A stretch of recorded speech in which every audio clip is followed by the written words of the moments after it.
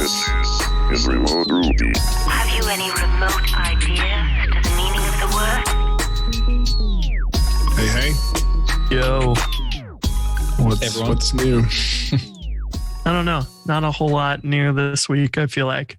But it's been one of those weeks where, like, I'm sure things got done, but I don't remember what happened. It's been a long week.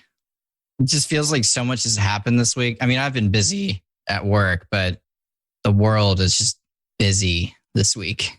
Well, just a lot going on. It was a busy week for U.S. politics. We got a new president, so. Yep. That was great. Not to dive into politics, but I was just thinking last night, man, the news is boring all of a sudden. Yeah. We have a newsroom channel. I feel good. I don't know. Yeah. We have a newsroom channel at work, and I'm like, maybe I could leave this now. Yeah, But it's not world-ending news. It's now like, Yeah. he's got the wrong color shoes and like other nonsense. legit, one of the articles I saw was Joe Biden removes button on desk to get Diet Coke whenever he wants. I know. That was the best. This is, I wonder this is news. I was going to look on eBay to see if I could buy that used. Instead of like your first big Go Rails hire being like someone to do code with you, it should just be like a Diet Coke getter. Yeah. I love it. Yeah. That would be a good like retirement gig. I would do that. Yeah. Like Just got to keep it on-call cold. usher. Well, today we were joined by Brian Casel.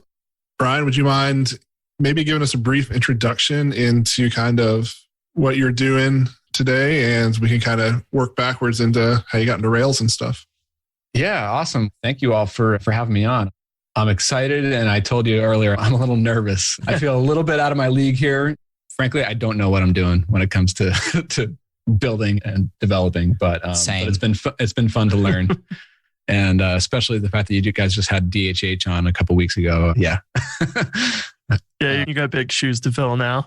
So lately, I primarily build SaaS product ideas using Ruby on Rails. I've been learning Ruby on Rails for the last 3 years or so and getting better and better with it. But before that, going back over 12, 13 years, I've been basically a professional web designer. So I started out as a front-end developer, and then I focused pretty heavily on the design side of things. For many years there, I was pretty focused on working and building in WordPress. So, I started my career basically as a front-end developer at an agency in New York, turning PSDs into websites, trying to get them to work in IE6. That's dating myself a little bit, but that was my job. And I really loved that position back. This is around 2005, 2006, because at this agency, I was working on like the website for Pepsi and Discover Card and AT&T and stuff like that. Mainly focused on HTML and CSS, but at a pretty young age in my career, I learned you have to make everything work perfectly. That you can't let bugs or navigation menus not work for websites that are going to see thousands and thousands of views. And I think that just instilled a sense of like perfectionism when it comes to making things pixel perfect that I think really helped for all the years since. It also helped me learn. It gave me like the skill of being able to figure it out. I just remember my manager telling me like, yeah, you got to build this really fancy menu for this Pepsi website. I don't know how to build it. I saw some other website on the internet built it, so it must be possible. It's your job to go figure it out. And I think that skill has probably helped all of us in our careers, just being able to figure it out and then build something. Right? Since then, I adapted those skills to business and to doing different products. For a while, I was doing like productized services. I still run a productized service business and sort of just figuring it out one year into the next. And right now, I'm just very focused on trying to get SaaS products going with Rails. It rules. That's like the last 13 years in a nutshell. I don't know how that. I'm curious what your productized service is. Yeah. So right now, my company is called Audience Ops. That's a service that we basically do blog content as a service. So we have a team of writers and copy editors, and we kind of power the blogs for a lot of SaaS companies and other companies. So I've been running that for the last 6 years. And the first couple of years were very focused on building the team, building the processes. And then since then, I've really removed myself from the day-to-day on almost everything. I really spend almost no time every week on that business. And so that basically frees up my time. Since 2018, I've spent full-time hours just learning Rails and building ProcessKit, which is the SaaS product that I've been working on for the last couple of years. Now I'm working on a couple of new SaaS products. And so before that, going back to 2012 to 2015, I built another business called Restaurant Engine, which was built on top of WordPress. It was basically a website builder for restaurants and then hotels. Bootstrapped that up on WordPress. It turned into like half web hosting company, half service company for restaurants. And I sold that business in 2015. And then that's when I started Audience Ops, the blogging service, basically. This isn't really necessarily Rails related, but I am interested because you said you built that first product like on WordPress. And I'm just kind of curious what that experience was like, because when I was making the transition out of WordPress into Rails, I too was like, can I build apps on top of WordPress? But I never had the guts to do it. So what was that like? So I started building that back in 2011-ish, launched it in 2012. And it was built on something called WordPress Multisite, which is basically their system for creating a network of websites. And it was fine. For me, it was just that I wasn't a developer. I wasn't a Rails developer or anything then. And I did know how to build WordPress websites very well. To me, it was like, that's the only thing I know how to build. So I'm going to build it on WordPress, basically. And I built a couple of, designed and built a couple themes, customized some plugins, customized the WordPress dashboard a little bit, SaaSified it a little bit so that there's like a registration flow and a sign up flow. And I, hired another developer to help me wire all that stuff up back then. But yeah, it was okay. Actually, looking back on it, I could have built less and just launched the business as like standalone WordPress sites for clients. But I invested a lot of time in trying to make it like a SaaS on top of WordPress. And it sort of worked. Sure. So was kind of after Audience Ops starts running itself, was that when you started eyeing more SaaS? And is that when you started learning Rails? And did you learn Rails to build SaaS apps? Yes, I did learn Rails for the goal of building SaaS apps. At this point, I'm unemployable. No matter what I'm doing, I'm in it to build products and run my own stuff. So, and I definitely don't have the skills to get hired as a developer anywhere. So, but actually, there was like another middle step there. So I had started Audience Ops in 2015, and then by around 2016, 2017, I did want to launch a SaaS, and I did start one, but I hired a couple of developers and I only did the front end of that. That was like the precursor to what is now ProcessKit. That was called Ops Calendar, which was like an editorial calendar meets a process tool, meets a social media scheduling tool. The product market fit obviously is very fuzzy there and it didn't work out so well. But what happened was I designed it, did the front end, and then I hired a couple of people to build the back end in PHP, Laravel, and they used Vue. And at that time, Vue was very new.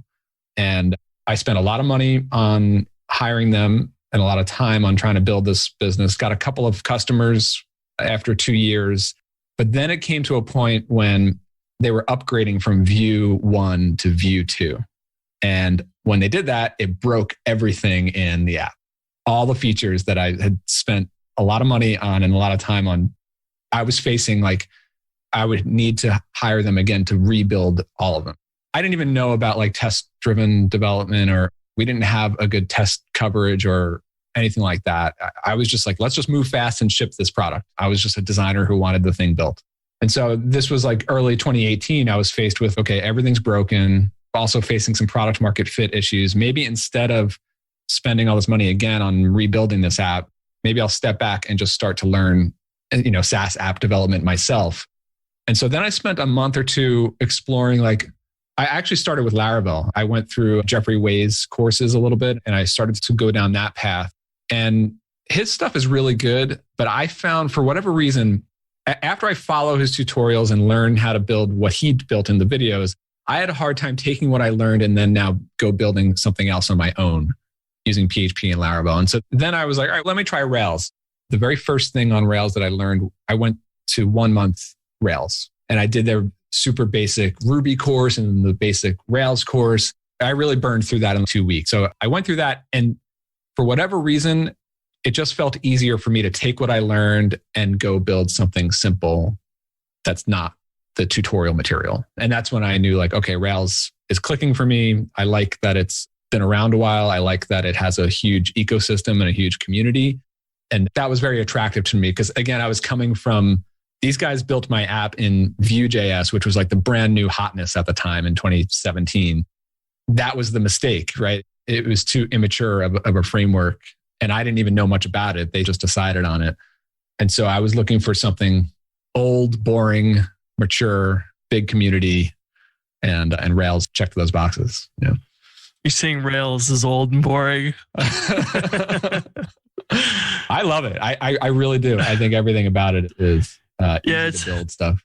I remember when I got into programming, I was using Windows and I was learning about this Ubuntu Linux that I could try on my computer that might be better than Windows Millennium Edition or whatever. And I remember hearing all these people in the Linux community being like, don't use Debian because it's old and boring and they don't like upgrading things. And I was like, yeah, screw that. That's terrible. And now my appreciation's the opposite. Yeah. You want something that's stood the test of time and works well. And you get new things like Hotwire and whatever in Rails. Yeah. But Rails itself, it is what it has been for 8 years or whatever since the MERB merge. That was probably the big change way back when in Rails 3 or something. Yeah, I started learning it at Rails 5. So, which sort of makes it difficult because all the things that I Google and tutorials I find, they talk about Rails 3 and stuff. I'm like, oh, I don't even want to know what happened back then. And I think old is the wrong term. It's been around a while, but the Rails core team and the whole community keeps pushing it forward. And there's still plenty of new stuff. Like you said, the Hotwire stuff and Rails 6 and stuff. And it's just quietly doing its thing still here in 2021, right? Mm-hmm. Yeah, it's just tried and true is probably the better word for it now. Yeah, I'd love to hear, because you also did you build Sunrise KPI in Ruby too? Yep. So I started learning Ruby on Rails probably around March 2018. And then I spent the rest of that year just trying to get my skill level up to a point where I could build a functioning thing. A couple practice projects. I went through your stuff on Go Rails. I went through other courses, lots of stuff on YouTube and Udemy. I worked with a couple of friends and coaches on development, and I was really spending full-time hours on that. And then December 2018 was when I built Sunrise KPI, and the goal there was, let me try to build the first actual SaaS app that's simple, but something with billing built in and a marketing website and something that I can actually launch. Whereas everything before that was just practice throwaway projects. Yeah, I've been there, done plenty of those that are it's 90% complete, but I never took it to the extent of it has all the polish that I'm willing to put out there and try and get a user or customers or whatever.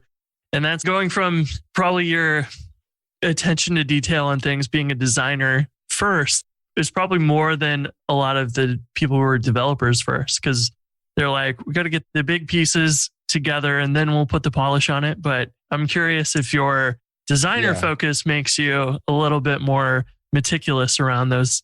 I think for me, and I don't think I'm the greatest designer out there, but what I really enjoyed working with are user interfaces. And I just try to simplify them as much as possible. I get really frustrated when it's a terrible interface that causes me to click 20 times when it could have been 2 clicks. And from that standpoint, I try to design the features to work as simply as possible. And as a designer, I've come to really appreciate that when you're building a software product, design is not just what you see on the front end. Design is your database models and how things are going to hook together. Because that was another failure of that Ops Calendar product that I had hired those guys to do. I didn't even understand how database design even worked. And I realized later on, there were all these architectural decisions that they made. If I had known anything about how the system works, I would have designed it much differently. So, yeah, that's a really interesting thing to touch on, because I remember my conversations with designers that I worked with a bunch. They would go off on their own, design the mock-up in Photoshop, and then give it to me. And I'd be like, how do you imagine this button to work? It says it does this, but what does that mean?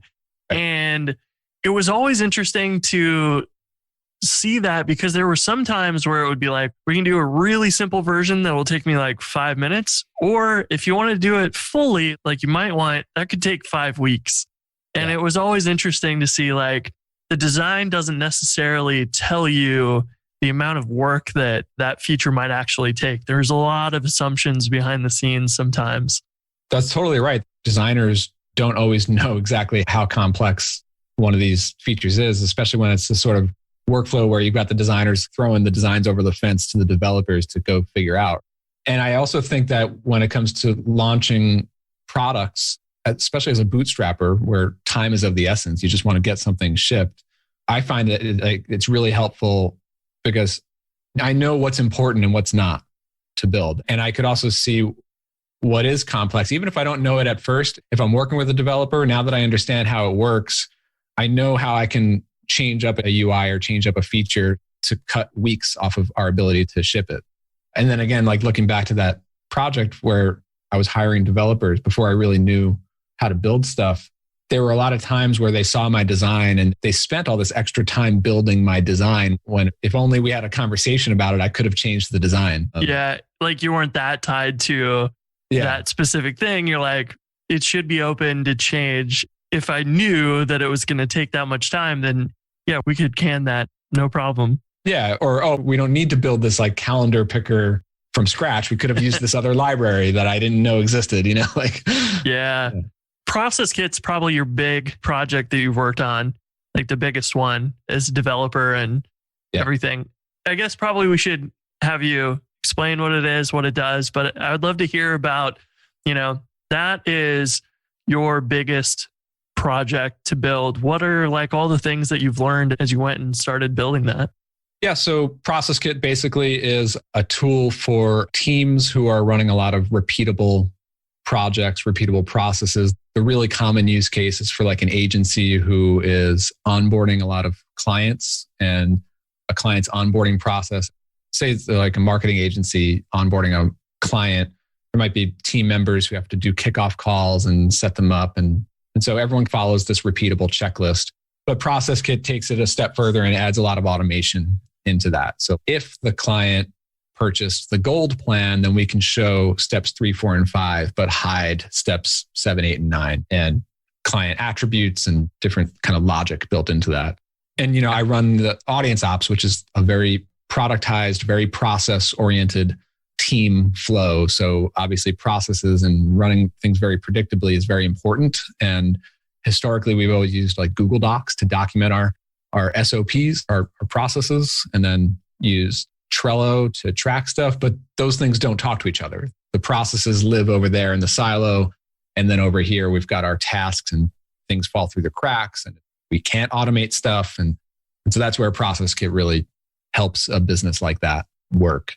So I started ProcessKit after Sunrise KPI. Sunrise KPI was like, okay, this is a small thing that I want to launch. Now I knew I was going to do ProcessKit, which was like a much bigger thing to build. And it turned out to be very big, and I probably bit off more than I can chew looking back on the last 2 years. Because like in the first 6 to 12 months, it was just about building like the basic structure of, what's a process and how does that translate to projects and flowing through a board. And then in like the second year, you can get into the really interesting features like the automation rules, the visibility dependency rules, and things like that. So it's just been a long journey, and it has become a very big project, probably bigger than I would have liked from the start.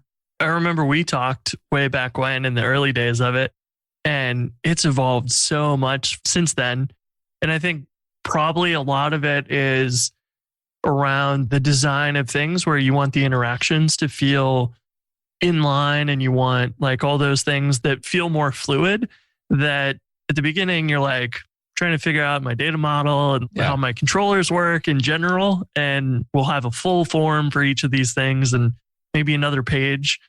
But that is probably, I would guess, where things started to like grow in complexity, where it's like every feature now is not super simple. It's becoming more of a feature itself. Like it's something we have to think about how we want it to work. And you're almost committing to, we're going to invest time into this and make it more polished, but this is more permanent now versus the original stuff. It's definitely more to maintain. every new feature that we build, we have to figure out how it connects to everything else. The only way that ProcessKit works today is that I've been super diligent on writing tests and having my developer write tests as well, since we have like coverage on everything. And that's been really good. But like more recently, I also ran into the issue of performance issues with users, because this type of tool, it's like a project management software, but more almost like a Zapier style project management with all these automation rules and so that attracts users who are really technically savvy and users who are like, just want to automate everything. We started running into this issue where like these super automation minded people want to create a process with 50 steps, and every step in the process has 5 different automation rules on it. And we're using liquid tags to show dynamic content, and they've got a ton of those. And then they're repeating that for 50 checklists in a board. And then we ran into things where like, if someone takes it to that level, it crashes our servers, and we've got to refactor everything. So we spent a good deal of that like a few months ago, trying to get things like power user ready, basically. You're never going to test something that complicated like on your own or in your test suite, but then it passes the test suite just fine, but it doesn't pass the agency with 50 processes. Chris, you know what really just bugs me? It seems like it's on the tip of my tongue. Bugs. Oh, dang it. I knew it. All bugs. Of course. Real bugs. Bugs in my app. Bugs Bunny. Anything with a bug in it bugs me. I can see why. So I'm asking Chris for your professional opinion as a thought leader in the industry. How should I handle these bugs? You know, I learned in school that honey badgers are really good at helping with bug problems. Do you mean a literal honey badger? Or maybe honeybadger.io. But if I sign up for Honey Badger, what do I get?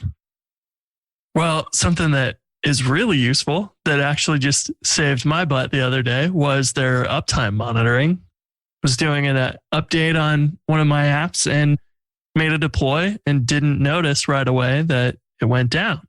So that was a really good, useful feature there. Not to mention that they've got your error monitoring for those bugs. Yeah. So, yeah. You should go check out Honey Badger, it sounds like. Sounds like it.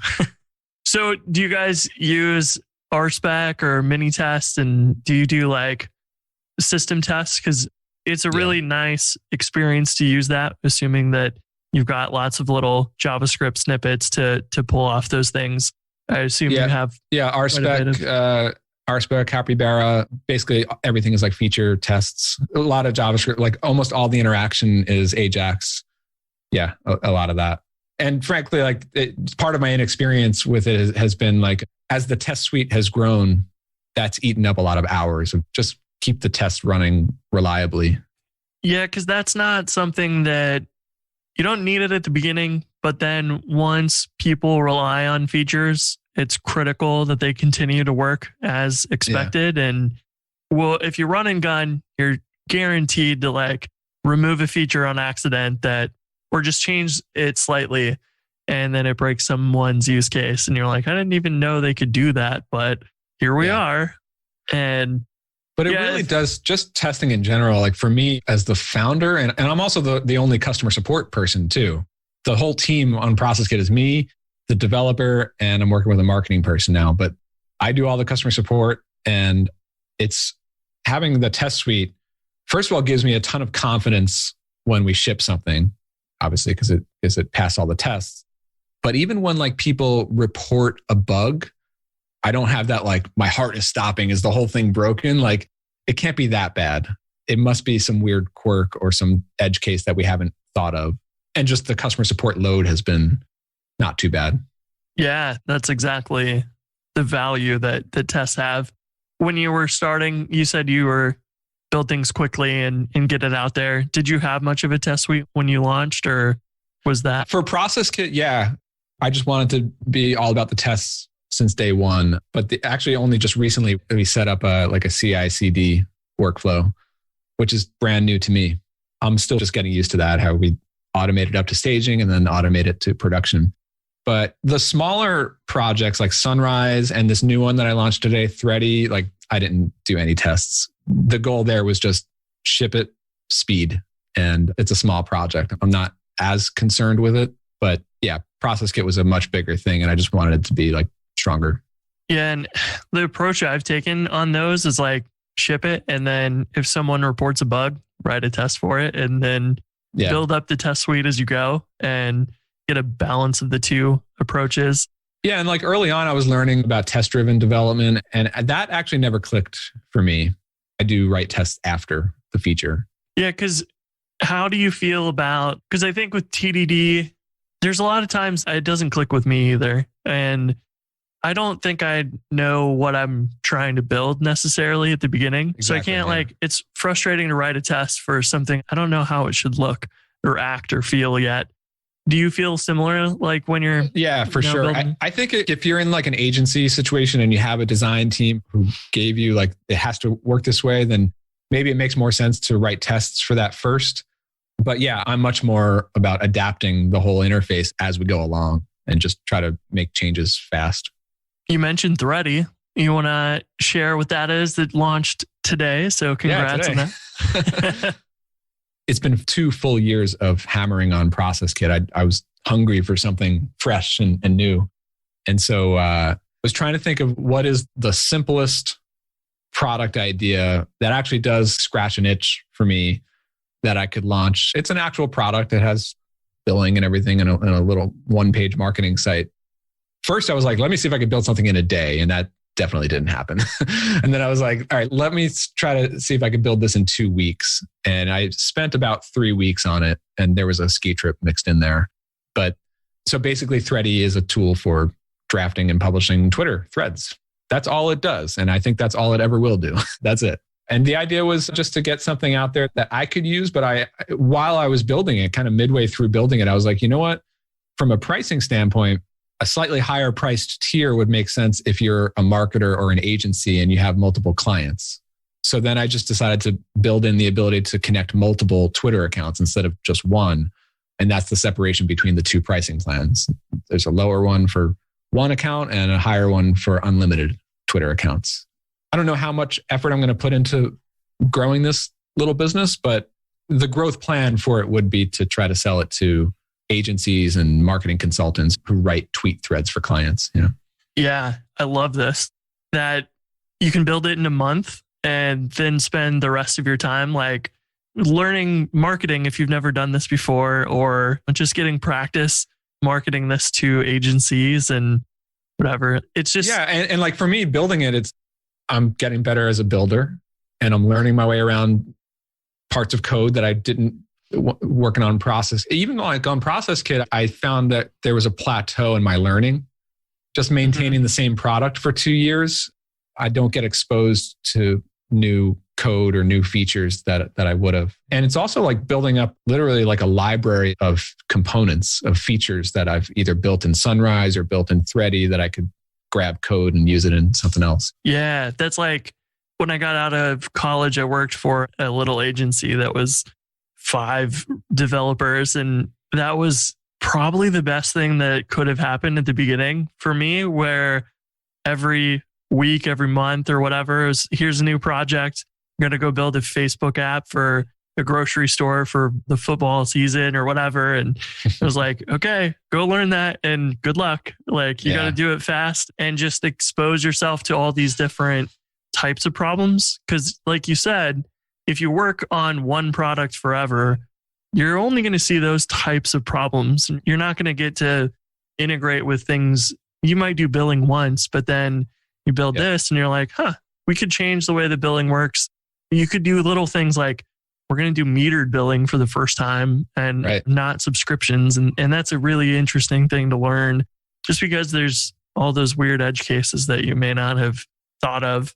And also now in 2021, the tooling and the frameworks and the libraries, it's literally like I'm building stuff 50, 100 times faster than I did even just 2 years ago.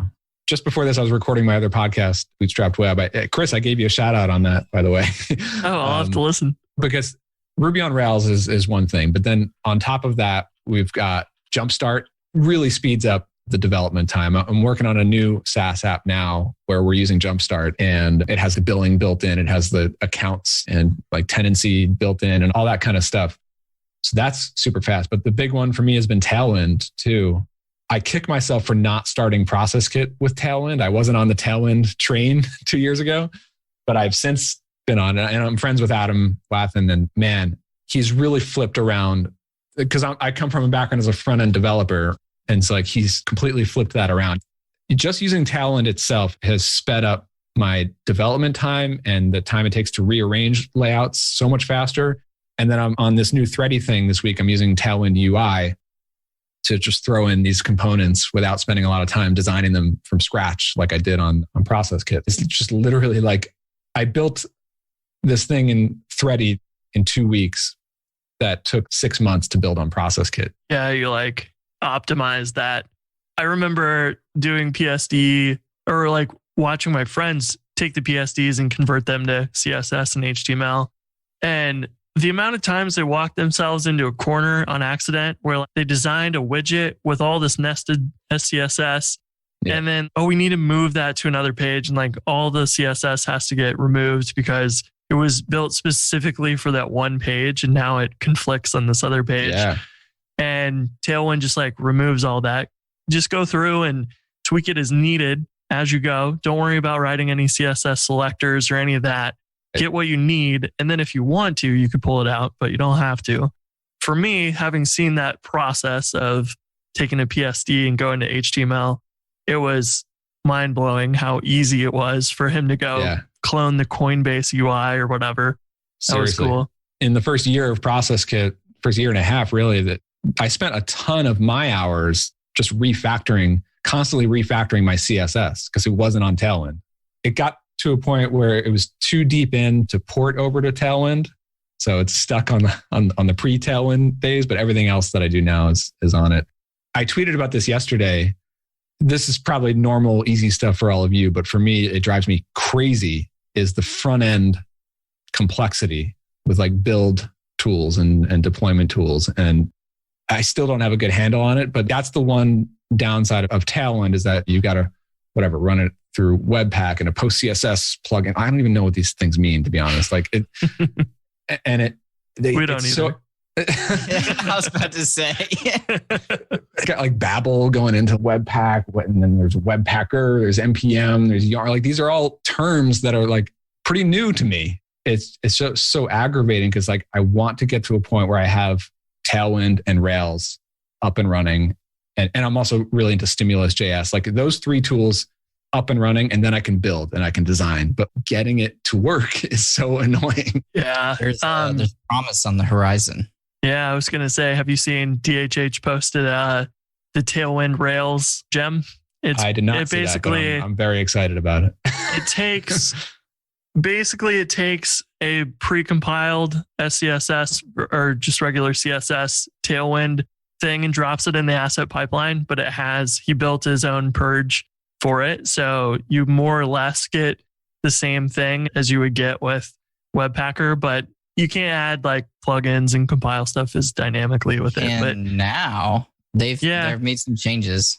Yeah, he's been working on adding some of those features and stuff. So it's awesome. I'm excited about that because for me, I mentioned that I started like professional front end development back in 2005 at an agency, and those were the days of like just FTP stuff to a server, and that's it. But then I went freelance for a while, and then I built Restaurant Engine and then Audience Ops, and for a bunch of years there, from like 2008 is when I went freelance. From 2008 to 2014, occasionally I would build a website for myself for one of my product sites, but I was not in web development day to day in that period of time. Now I'm building stuff again, like all the time, and everything changed. Like the way the websites are built now, it's woke up after like 8 years and it's like, you guys changed everything. It used to be so simple. Yeah. The good news is that they're using jQuery on the whitehouse.gov website now. Okay. Yeah. they're making resurgence. Progress, I guess. Yeah. so not all of it has changed. Another one for me is just learning like vanilla JavaScript. And I love using Stimulus.js. And it's the more that I use that, I never needed jQuery as much. Like back in the day, I used jQuery all the time. But really I was just like adding and removing classes with JavaScript. And yeah, I can completely do that with Stimulus. And there was so much of the mutation observer stuff that Stimulus is built on makes it so you don't have to re-register these listeners when an Ajax request changes the page. And like all of it's just like magical now. You're still doing the exact same thing. You're like, when you click this button, remove the hidden class on this other element. For a lot of it, it's not much different than your old jQuery days. It's just a lot more organized and simple code, which is awesome. Yeah, for sure. The big transition for me was when I started using ES6. I felt way more comfortable with JavaScript. It seemed to solve a lot of the issues that were solved in air quotes, but like CoffeeScript and even using jQuery. And yeah, when it came to ES6, my opinion of JavaScript flipped upside down. Long live CoffeeScript. No. I still I get so annoyed like when I find like a Stack Overflow or something and they use like CoffeeScript or Haml or something. I'm like, whoa, don't bring Haml into this. I honestly, I don't even know what these things are. I just see them and I'm like, what is that? That's foreign to me. No one knows what Haml is. It's a promise of a better future. It's funny because occasionally I have to reference like some of the Rails UJS code, like how it works internally, and like still lives in CoffeeScript in the Rails repo. And I'm like, eventually, I guess probably the next version of Rails will have that rewritten from CoffeeScript, but still hanging around just a little bit. It's interesting to see how things go in waves. Oh, like we can use CoffeeScript and make JavaScript a whole lot easier. And then the browsers get better. And we're like, we don't need any of that anymore. And it just goes in these waves. But the cool part is the server side stuff is like, it's still HTTP and databases are still just about the same. You can do JSON now and a couple other things, but all the backend stuff is like pretty consistent. That was the thing, again, going back to the project called Ops Calendar, where I was hiring developers and they basically chose to use Vue.js. I didn't really know what that was. All I knew was it's cool and it works well with Laravel, I guess. So let's do it. They built the whole thing as like a SPA, a single page. And like, I didn't design it necessarily as an SPA. And at the time, I didn't really know that even as a term. There was a period there. I think it's starting to back off now a little bit, but there was a period there where like everyone was designing apps to be a single page when it's a bad user experience. I don't want the settings panel to be the same view as like the main dashboard or whatever. There's a reason to have like different pages and navigation. Yes. Down with the SPA. Agreed. You mean like you're down with it? No, I'm not down with it. I'll put it all on a single page, but the app is not going to be an SPA. Yeah, I was talking about that in my Stimulus Reflex course because like I made a second page. I was like, up to this point, we've been building an SPA because literally this is the only page we've been working on. So that's the thing. Is like there are things now that make it snappy and fast on whatever page you're viewing. It doesn't have to be one big thing. Yeah, all your URLs can work, unlike the AWS console where you can't ever really refresh the page and go back to where you were. That was the worst part about SPAs, and it's a little better now, but yeah, I guess that's probably about it for this episode. So yeah, do you want to share where like people can find you and follow you online? I'm mostly active on Twitter. That's my network of choice. I'm CastJam. I stuck with my screen name from when I was like 13 years old. That still today is my Twitter handle, but respect. Yeah, major respect. AIM for the old folks out there. I won't even mention my AIM screen.